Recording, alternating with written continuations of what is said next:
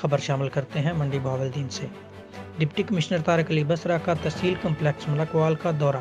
میاں فرحان کی رپورٹ کے مطابق منڈی بہاولدین ڈپٹی کمشنر طارق علی بسرا نے تحصیل کمپلیکس ملکوال کی 57 ملین روپے کی لاگت سے زیر تعمیر عمارت اور 10 ملین روپے سے بننے والی چوڑ دھیرا سے ہیڈ شاہ پور تچک نمبر 9 تک بننے والی کارپیٹ سڑک روڈ کا اچانک معائنہ کیا۔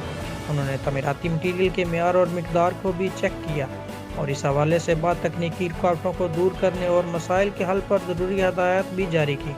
انہوں نے ہدایت کی کہ ترقیاتی اسکیموں کو تیز رفتاری اور شفافیت کے ساتھ آگے بڑھایا جائے اور مفاد عامہ کے منصوبہ پر وقت مکمل کیے جائیں۔ انہوں نے کہا کہ صوبائی حکومت سڑکوں، گلیوں کی تعمیروں اور توسیع کی اسکیموں کے لیے ہر ممکنہ وسائل اور فنڈز مہیا کر رہی ہے، لہٰذا تمام منصوبے وقت پر مکمل کیے جائیں۔ غیر ضروری تاخیر ہرگز برداشت نہیں کی جائے گی۔ انہوں نے کہا کہ مفاد عامہ کے دیگر اسکیموں پر خصوصی توجہ دی جائے۔ ان شعبوں کی تکمیل سے عوام کا معیار زندگی بلند ہوگا۔ اب تک کے لیے اتنا ہی۔ مزید خبروں اور اپڈیٹس کے لیے دیکھتے رہیں PNC 24۔